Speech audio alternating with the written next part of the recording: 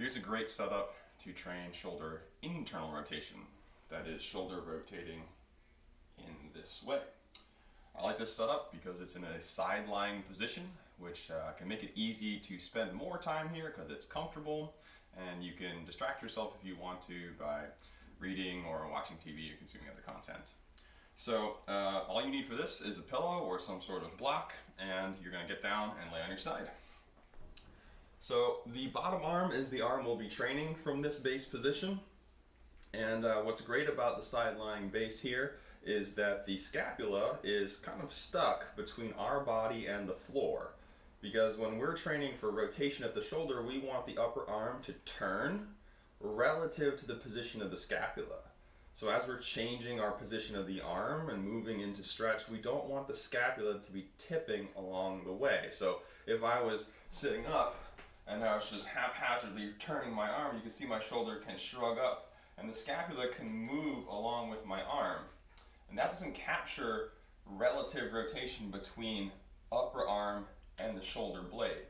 So when we're training for more internal rotation, we need to constrain the position of the scapula, hold it in place, and then turn the arm to achieve that relative motion of upper arm rotation inside the socket of the shoulder where the scapula doesn't move. So laying on the ground allows us to very easily constrain the scapular position.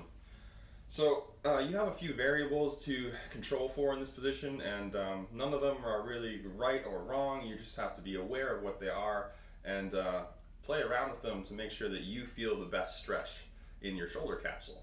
So first we have relative arm position up and down compared to our torso. And generally most people find that a good starting spot is a little bit less than 90 degrees off of the rib cage. Now that doesn't mean that up here is incorrect. Just being higher up can have a tendency to create some pinching sensations in the shoulder, especially if you have limited mobility.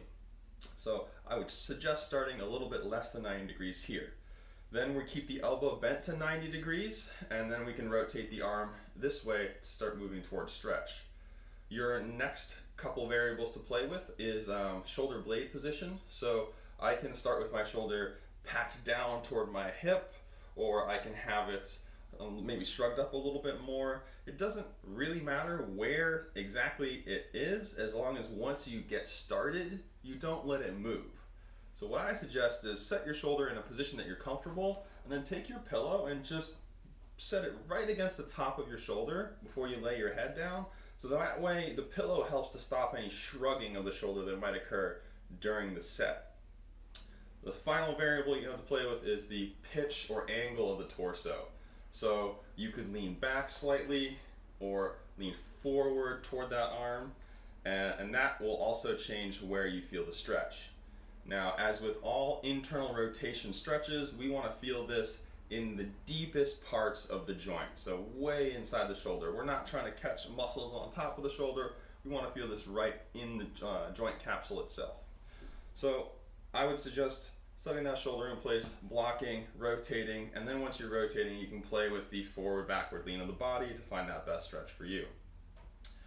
Once you have found that stretch, you're going to let it sit for a couple minutes. Once a couple minutes has passed, you can start your PAILs and rails contractions. In this position, PAILs is an attempt to rotate the arm externally away from our position of stretch, and rails is an intention to rotate the arm internally toward more stretch. So you block with your top arm, you create that stretch.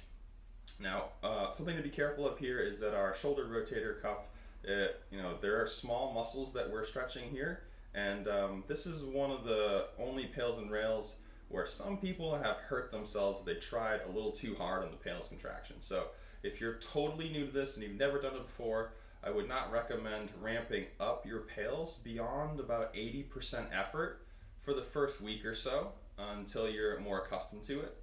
But as always, your top level contraction is your safest, greatest contraction. So as long as you keep that in mind, and it's always the safest level of contraction that you can create, you should be okay. So again, just to recap, we rotate this way to feel stretch. We hold the stretch for a couple minutes. Then we're going to ramp up our PAILs, pushing this way for PAILs, Hold that for 10 to 20 seconds and then switch, pushing this way for rails.